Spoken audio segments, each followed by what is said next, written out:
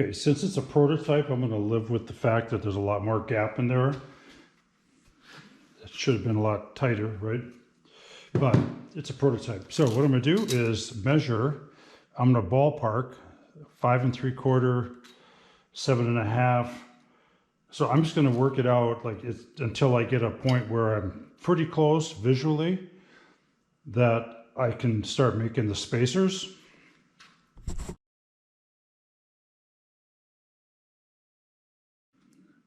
So I ended up at 6 1/4 each, close to it. So I'm going to do a 6 1/4. I'm going to do 2 of those, one for the bottom, one for the top. Then I'm going to do another 6 1/4, one for the bottom, one for the top. And then after those two are in, then I'm going to measure these to get more precision, because again, this is not calculated. This is just totally on the fly.